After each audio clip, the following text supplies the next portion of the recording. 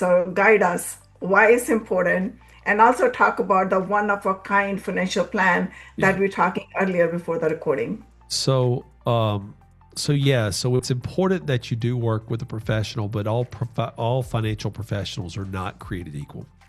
And I actually talk about this in my book, The One of a Kind Financial Plan, that will Hmm. tell listeners how to get copies of at the end Copies here. of that. Hmm. Yeah, but in the book, I actually put a whole chapter that talks about the difference in fiduciaries versus insurance agents versus SEC registered versus certified financial planners under designation. So I won't bore the audience by going through the technical side of like who you should and should not trust to build plans. But I will talk about that, like in building a one of a kind financial plan, it starts, in my mind, it starts with two things. It starts by answering the question, why is money important to you? Hmm. That question, most people will ask you, like, what are your goals? What are your dreams? What are your hopes? But I think the deeper question is like, why is money important to you? Is something we Hmm. all should answer. To me, I'll tell you why money's important to me because it I was going to allows, ask you. yeah, it allows me to live a life of freedom, like with my wife in Puerto Rico.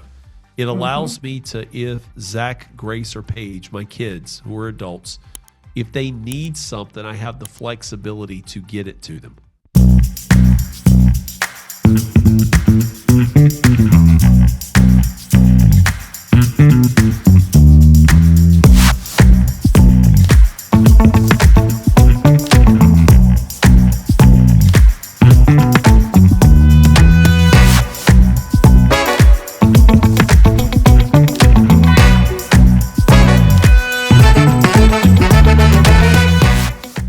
Most financial plans look good on paper. A very few actually fit the life that you want to live.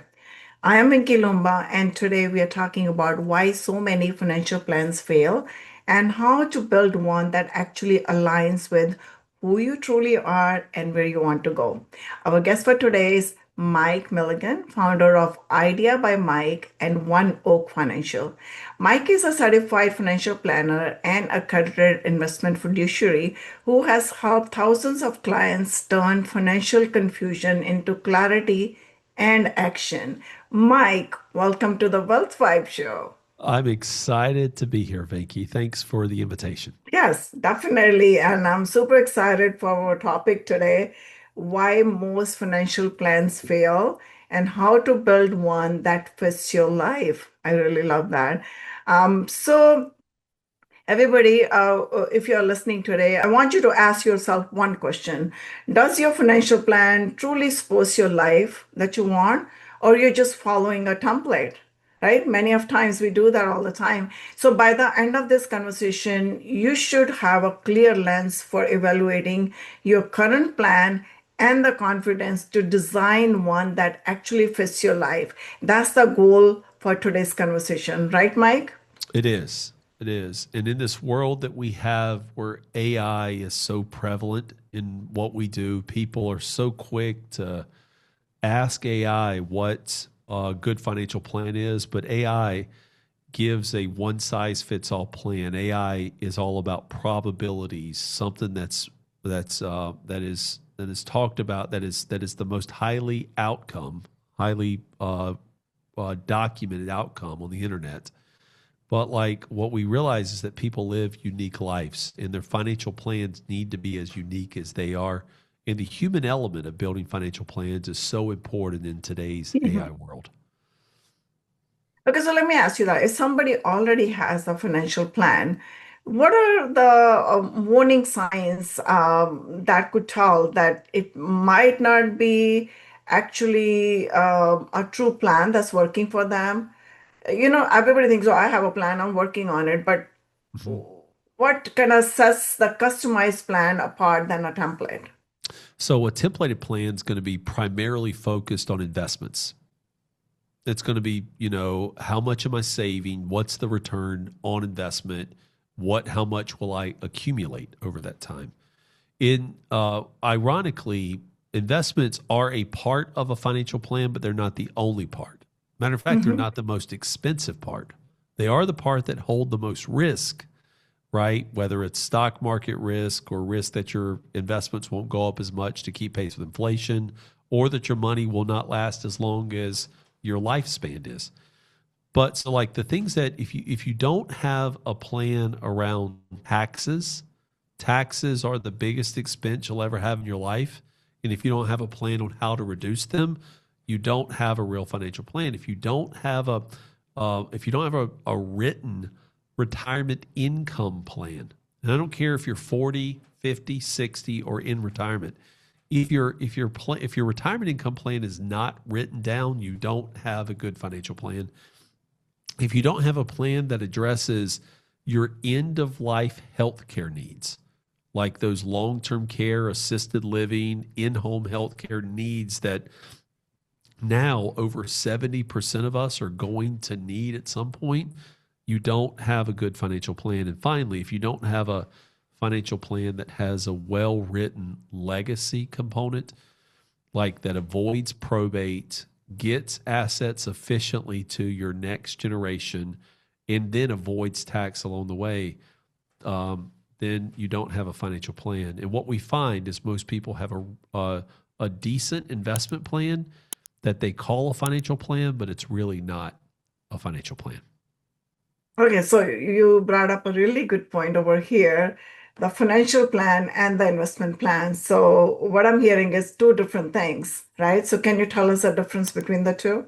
Yes, I can. And it really comes down to like how we have been trained, Vinky, Mm-hmm. right? Because marketers have been so good, and I mean, I'll and you if you they've been so good at training us that your finances are all about diversification among mutual funds or ETFs or how much you put into a 401k. Mm-hmm.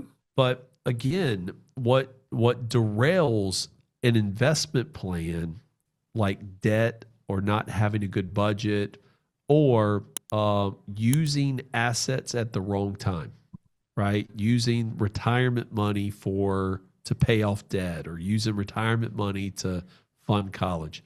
See, there's problems within investment plans that exist is because investments aren't lined up with what you need money for over your life. Okay. So an investment plan could have problems in it too. But investment plans generally just are tied to how much of do I have in my 401k IRA? How much do I have in a Roth IRA? How much do I have in a brokerage account? Maybe even how much do I have Mm-hmm. in Bitcoin or real estate? Because those are all investments. But those investments need a purpose for what they do for your life. Like Mm-hmm. how can I get money from an investment into my checking account so that I can retire and not work one day? How can I get Mm-hmm. money from my investments over into my checkbook so that I can pay for college for my kids or grandkids? How can I get my investments over here into an account that will make sure that I am taken care of at the end of my life so I'm not a burden to my kids or grandkids or that I'm not left exposed to scams along the way? See, the difference between investments and financial plan is a plan gives purpose to your money. Investments try to grow your money. Two totally Mm-hmm. different things. A financial plan, though, is more important because I tell this story, Vinky, and I know you do real estate, so I think you'll like this story. Mm-hmm. But one story I tell to people is imagine if you wanted to build a dream house Mm-hmm. and you are driving along one day and you see, and maybe your dream house is a piece of land in a mountain overlooking the valley. Maybe another Mm-hmm. person is their land looking over the Pacific coast, right? Looking down on the ocean. And maybe some others dream land is a piece of property out with animals on it. But okay, so let's say you identify where you want to put your dream home and you find that piece of land.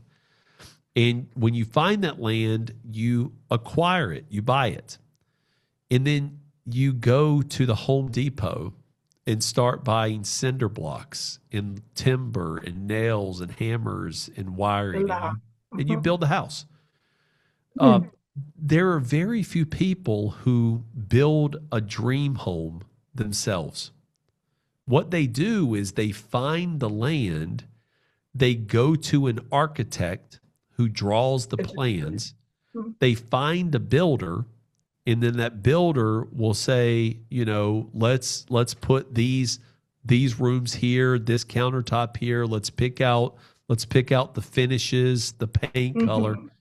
And then the builder will go to get subcontractors who then go to the Home Depot to get all the materials you need for the house. So the part of a dream house, the land, getting things from Home Depot are the same. It's difference.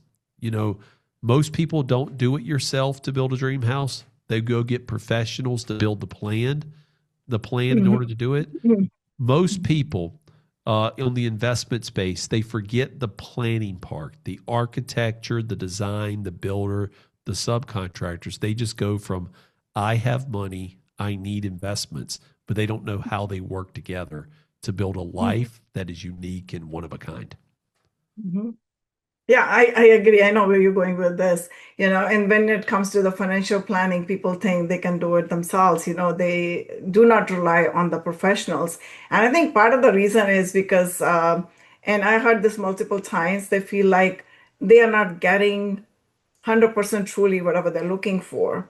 Because a lot of times the wealth managers or the financial planners, they're making a lot more money on their money. I mean, just like, when you go to the banks or any Yeah. brokerage house, when you're using them to even invest money in stocks or whatever, big chunk is taken by them. So it's a lot of people, they wanted to take things in their own hands and run with it, like go to the Home Depot and get everything and start building home themselves.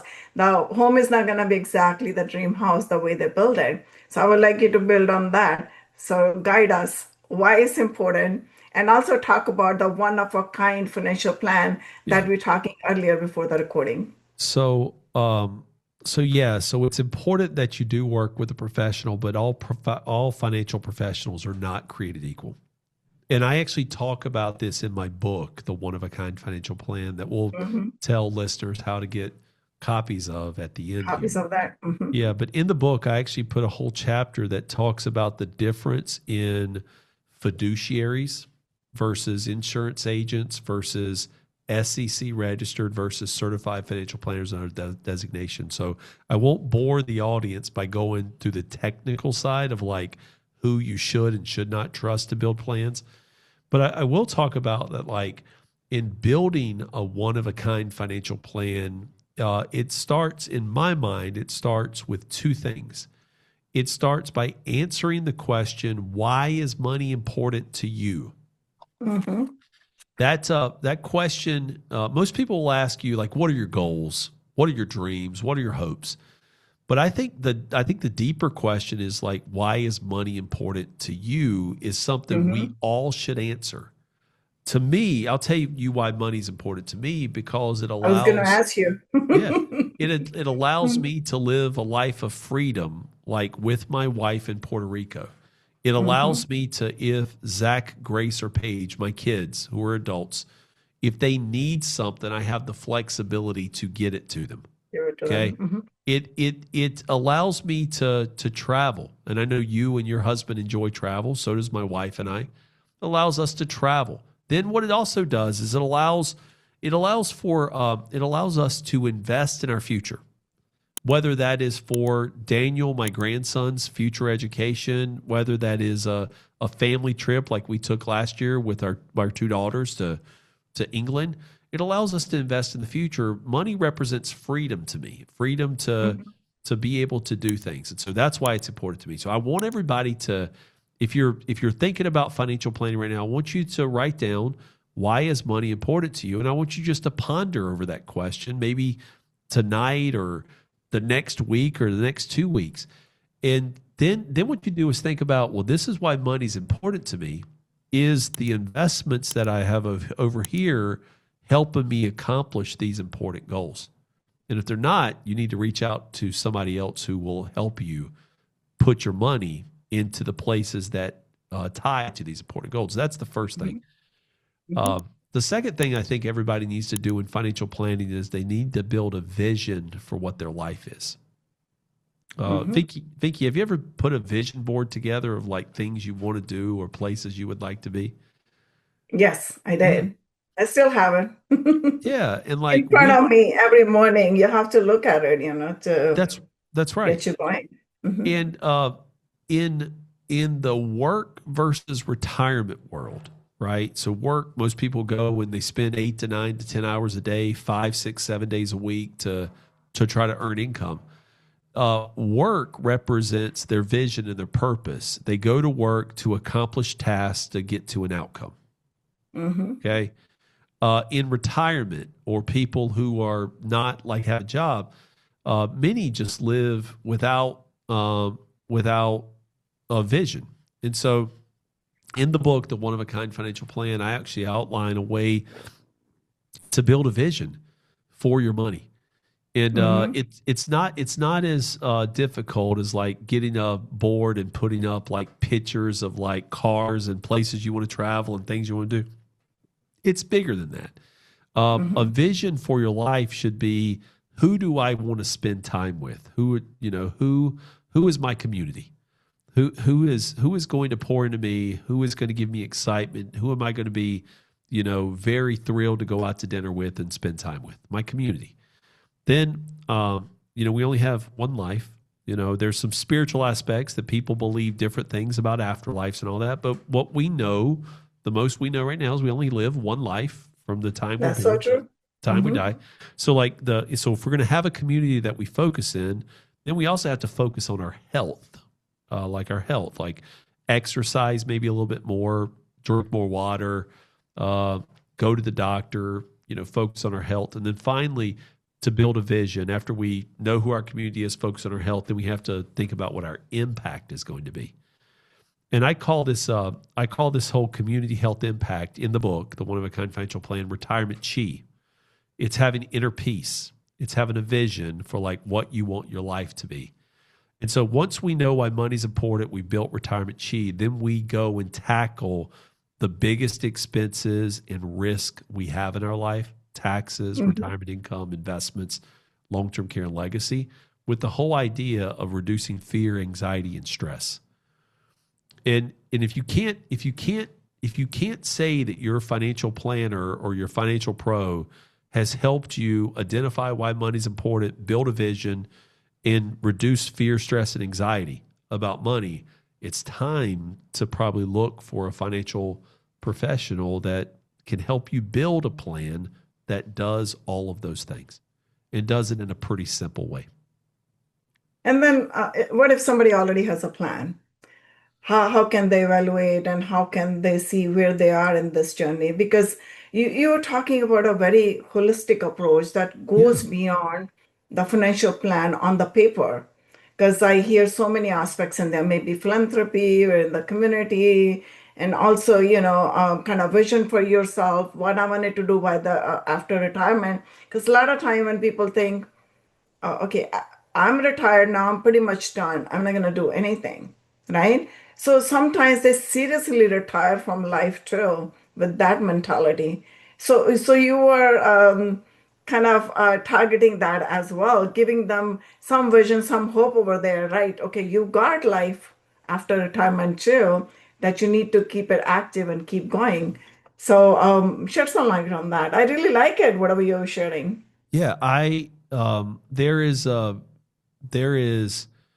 in my experience, my over 30 years of experience now, but from the academic education, and now the practical dealing with people and their finances, I've learned that I've seen everything from the birth of grandkids to the death of clients. And I've learned over those time that we get to a point in life where, you're at your deathbed and nobody on their deathbed ever says, I wish I worked more. I wish I would have saved more. I wish I would have invested more. They all said, I wish I would spend more time with this person, or I wish I would have Family. traveled there. And what I'm trying to do is get people to realize that this one of a kind life we live, I want you to have no regrets. I want you never to miss a moment. I want you to be alive. I want you to be active where you are. And then you'll see that then you'll have this human connection that like fills your spirit and fills your life up. It's life affirming. And when you have positive actions, positive feelings about the life you're living, more than likely you're going to live longer. I mean, there's no sign, I don't have like scientific proof that shows that. It's just a feeling and a thesis that I have. And so like this whole idea of getting your financial plan in order, building up a comprehensive, holistic approach, and then using the experience of someone like our firm to audit your financial plan, to give more greater purpose to your financial plan is what we are. Mm-hmm. There's a lot of people, by the way, who do financial planning really well. Mm-hmm. I don't want to say that One Oak Financial and Mike Milligan are the only people in town that do financial planning this way, because there's a lot of great organizations and individuals who do financial planning well. But there are people who are missing something in their financial plan. They'll hear this and they'll know, yeah, I'm missing that element of philanthropy or impact, or I'm missing that element of making sure my kids are taken care of, or I've never gotten around to putting a will in place, or, all I have is some investment or products, and I don't really understand what they are. And so I need to reach out to somebody who could help explain this. Tell me if I'm in a good place, and if I'm in a good place, I'll move forward with that plan. If I'm not, they can help me correct it before it's too late.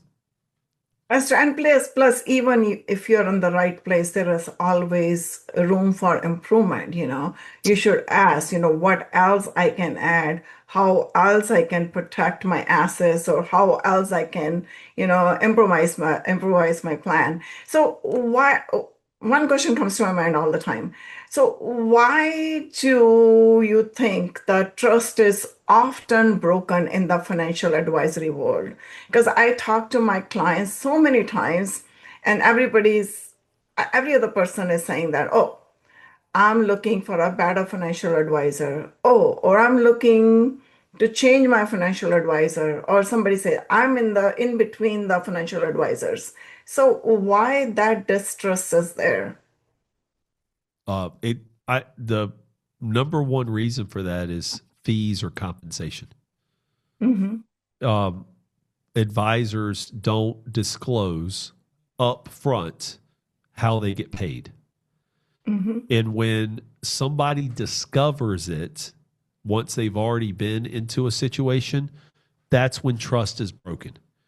Mm-hmm. And it's one reason I'm trying to disrupt the financial services industry, Vinky. That's why I wrote the One of a Kind Financial Plan, Mm-hmm. because fees are, depending on what products you go in, fees are almost within a range depending on the product.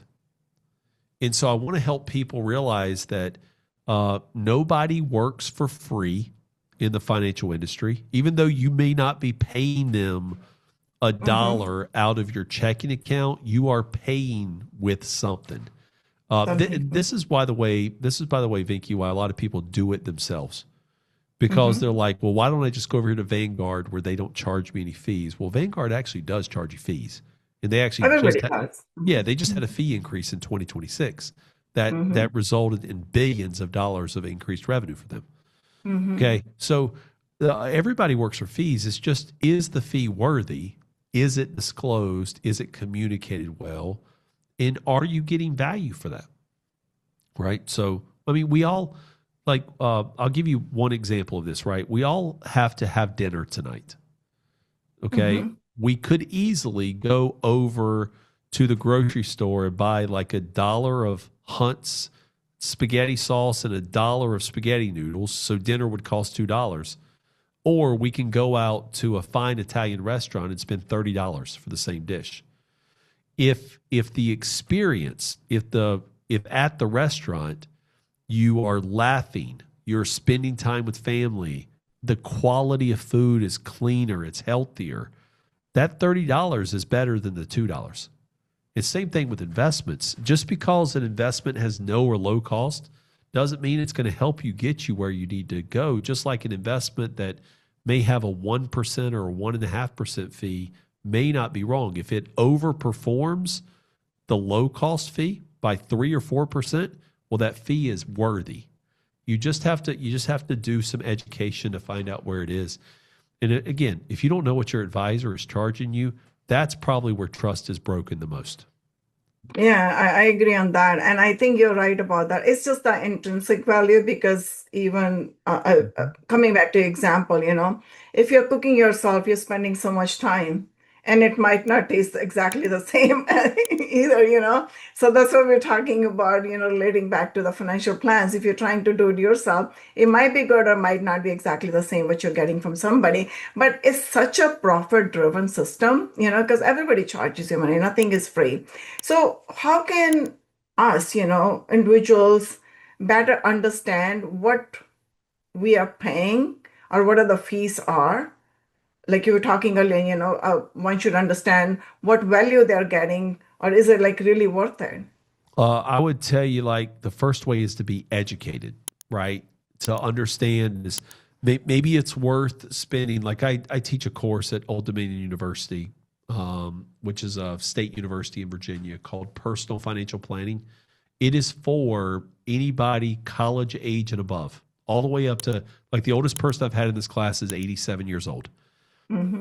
So you come, it's a virtually taught class all around the country. We go for 75 minutes, 6 sessions that are Hmm. recorded. So if you can't make it because of vacation or something, you still watch it. But in that course, I walk through everything of the financial plan that matters, and I show you like how to find fees on investments in the investment section of that. And Hmm. it's an education. It's education more than it is anything, because most people, like a doctor or an attorney or an engineer, a stay-at-home mom, a grandma who's watching kids at the end of the day, somebody who runs a small business, they don't have time to go out and chase information, right? Because they're doing all these other things. So we present it in a very concise way that you can understand, and then you can go back and negotiate on your behalf better in the financial advisory, financial planning space. Interesting. That's good to know. So let me ask you this thing, like we've been talking about, why you need money. That's the kind of key question right there. So everybody has different answers. Somebody wants lifestyle freedom, time freedom, or location freedom. For me, it's important, all these freedoms. So I can travel, I can visit, I can do things, whatever I wanted to do. So, if you have all that in mind, how should someone reverse engineer their financial plan to fit to their vision or their lifestyle? Well, I love reverse engineering financial plans, because if you're going to reverse engineer, that means you have clear vision and clear insight of like what you want the outcome to be. That's Hmm. the great thing about reverse engineering. Most engineers, they build something with the idea that there's a finished project in mind, but like, so now reverse engineering is like, I'm over here. How do I get to this point? It's fantastic because you have clear vision. Finances are an art and a science, but not one of the other, right? Because there's a lot of factors that you have no control over that can impact what the outcome is. But like, people that have clear vision, people that have an outcome, people that know where they want to spend their time and what they want to do with their life, is so much easier to reverse engineer a financial plan. One of the things that you can't do, though, often, or what I find you can't do, is you can't always fix what a bad advisor has done in the past. You can Hmm. make some of it better. Sometimes, like, after the cake is made, you can't go back and recreate a new cake, That's right? true. So, that's where like reverse engineering may not always work. If you have a clear vision and outcome, but you're stuck in a product or solution. And one of the things that, Vicky, is I'm not a huge proponent of like non-traded real estate investment trust. Like, as an investment, I'm not. They fit in some people's portfolios, right, because of the income and the broader diversification they have. But there's some products out there that have leverage and that have illiquidity to them, that if you get into them and you go head over heels into them, right? And you don't control the outcome. If you don't have control over it, can be bad, could be bad situations. Now, I love real estate, but I love real estate that you can control or that you can trade or that you know you have outcomes on, right? And so real estate is a great part of a portfolio, right? But it's not the only part of your portfolio. You have to diversify. Don't put all of your eggs in one basket. Um, Having said that, from our conversation before, I know that you are a very trustworthy person when it comes to real estate, you and your partners and what you put together. And I think you guys are running a very ethical business in a very high demand area of the country that makes a lot of sense for people. Thank you for saying that. I appreciate that. And real estate is, I think, is one of the solid vehicle because if you look the history for the last 100 years, all these millionaires, billionaires, I would say trillionaires or decamillionaires, everybody has a stake in real estate. And they made with real estate because it's something tangible that you can touch and feel, even though you're getting a shares in the property. So it's not like something like stock market, you're putting the money in the air and then kind of, with all the volatility, almost having heart attack multiple times throughout, you kind of stay away from that, a little bit peace of mind there. But one question I wanted to ask you here is, you talk about earlier about the retirement plans. So people have retirement plans, and then I know with your 401k, there is an option for you that you can roll over to the SDRA, like self-directed plan Yeah. with any custodian out there, and then you should be able to invest that. So what is your thought process on that?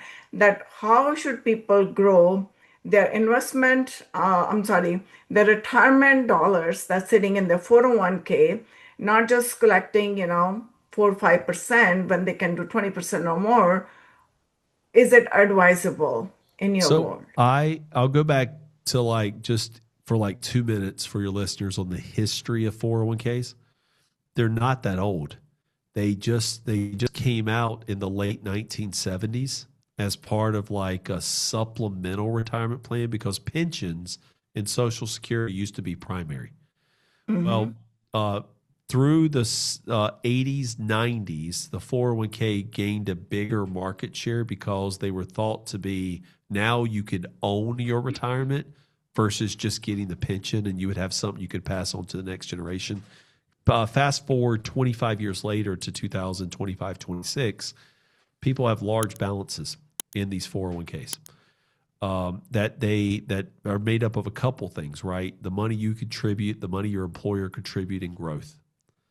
And we've come through a market cycle where the S&P 500 since 1953 has averaged over 11% return. Mm-hmm. Um, over that period of time, and over the last 3 years, the S&P has averaged over 20%. Mm-hmm. But when in the 70s, when 401k started, the investment options were very limited. Mm-hmm. Like maybe a couple of mutual funds, very couple, some treasuries, and over times the number of investment options have morphed. They've Mm-hmm. become, and so this concept that you mentioned about rolling over 401k to self-directed IRAs to be able to invest in real estate or And any other private alternative? equity, individual companies. It's kind of an evolution of the 401k. Mm-hmm. I cannot imagine what the retirement world is going to look like 50 years from now. See, the 401k is not going to even celebrate 50 years until 2028, right? I can't imagine 50 years from now what retirement's going to look like. And there are mutual funds that last year average that hit 60 or 70%. There's also mutual funds that lost money last year. There's real estate investment deals that hit, because of, structure that had 40, 50% return last year because money was flowing through the deals, right? And, hard money loans. And then there's other consistent deals that can earn 15, 20% per year. This is where I'll introduce a concept to your listeners. It's called the Rule of 72. Have you ever heard of the Rule of 72? Yes, but you Yeah. can go ahead and explain again. Yeah. The Rule of 72 tells you how long it takes for your money to double. Double. So like if you divide the interest or growth rate by 72, it'll give you the number of years. So if you earn 6% per year divided by 72, it takes 12 years for your money to double. If you earn 12% per year, it takes 6 years for your money to double. If you earn 20%, it takes 3.6 years to double. And so when we're accumulating money or investments, return matters, but predictable return is even better. So if there are predictable returns with risk you can accept that earn 15, 20% return, a self-directed IRA is a great option, right? You lose some of the having investments like real estate, private equity, corporations inside of an IRA, you lose some of the tax advantages of it. Like you lose some of the ability for depreciation and Section 179 deductions and use of the Augusta rule. But it is a great option to be able to put capital at work to take advantage of the Rule of 72. How often does your money double? I agree on that. So we are out of time, but I'm going to ask you one last question before we move into a rapid fire round. So, if there is one belief about money that silently limits people's growth, what is it? That only the wealthy can be wealthy. You know what? I heard that. Literally, I heard that from somebody. He said that to me, only wealthy can be wealthy. If you're poor, you're going to stay there for the rest of your life. I'm like, No. okay, why, what is the difference? It was at my podcast. It's like, because the poor people are in the survival mode and they're kind of on the hamster wheel, until unless they wanted to jump, they're going to stay there forever. Yeah, wealth is a mindset. Mhm. Somebody in Alabama, for instance, who has $500,000 is wealthy. Somebody that lives in New York City with $5 million is poor. It's That's the true. I mindset, agree it's 100%. mindset and location. And so you have to put not only your physical place in a being where you can accumulate wealth, but you also have to realize that we all have the same amount of time in a day, in a week, in a month to try to get to the next level. So the way you become wealthy is through education first, That's the taking truth. some risk, and then actually executing. Don't get paralyzed where you are. Actually go out and do the work. Yeah, I think so. I agree with you. I think taking a little bit risk is always good, like, or increasing your risk appetite, and Yes. especially in the real estate game, like I tell everybody, you gotta have a little bit risk appetite and a little bit patience. That pays off, and that does not mean that you take your complete paycheck and go invest, but at the same time, you need to have room for everything in your life. So this brings us to our rapid fire round. I'm going to ask you 5 questions, like I told you before. It's going to be surprise questions, spontaneous answers, no overthinking, one word or one sentence. Okay, ready? So first question is, are you naturally an early riser or someone who does your best thinking at night? Best thinking at night. Oh, great. What daily habit keeps your mind sharp and focused? At 8 a.m. every day, I get a text message to listen to a 7-minute motivational talk, and I've been doing it for 7 years. Whoa, that's nice. What one book most shaped your philosophy around money and life? Uh, Who Not How by Dan Sullivan. That's a really good one. Yeah, I have that book too. Uh, where do you go mentally when you need clarity? That is a great question. I go to my hometown, uh, and I'm sitting around a table with my grandmother, and we're just having a conversation with each other. Nice. What is your wealth vibe? That I never miss a moment, and I don't let money limit my beliefs. And so when I never miss a moment, I'm always accumulating wealth, whether it's a wealth of knowledge, actual physical wealth, right? Or some future opportunity that I have to put wealth in my pocket. You know what, you said something really, really powerful that you never miss a moment. And just like being in the moment is Mhm. the biggest thing. That's where all the life, everything happens. And It I'm is. not sure how aware we are. You gotta have a laser sharp clarity to do that, but kudos to you if you're doing that. So it was such a powerful conversation today. I really enjoyed whatever you shared with us. And if you can take a minute to tell us how can people reach out to you if they want to connect with you and learn more about your book and your work. Two things they could. You can always go and get the book, The One of a Kind Financial Plan. It's on Amazon.com. You can search it two ways: The One of a Kind Financial Plan, or by me as an author, Mike Milligan on Amazon.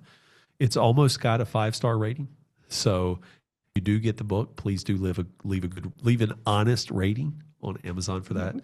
And then number two is I have a website, MikeMilligan.com. That's MikeMilligan.com. On there, you'll see my philosophy on that, how I educate, coach, and plan for people. And then there's access to, if you want to be involved in the personal financial planning course I mentioned, where you can gain knowledge, there's a link to how to do that. And then obviously, if you need a financial advisor or a financial planner, my firm, One Oak Financial, there's a link on the planning side to get to One Oak Financial. So I look forward to connecting with many of your listeners, Vinky, and coming back at one point and giving some success stories about how your podcast has helped people live a one of a kind life. Wow, I love that. Thank you so much. I really appreciate you being here today with me. And to everyone listening, financial planning is not about spreadsheets or projections alone. It's about alignment. That's what we're hearing. And it's about the understanding what you're building towards and making sure your money is moving in the same direction. The right financial plan does not confine your life, it creates freedom within it. So stay inspired, stay intentional, and keep building your wealth vibe. Until next time, bye for now. Thanks for tuning in to the Wealth Vibe Show. If you enjoyed the episode, be sure to subscribe and leave us a 5-star review. And don't forget your free gift. Download the Busy Professional's Guide to Real Estate Investing at loombainvest.com. See you next time with another amazing guest and another powerful conversation.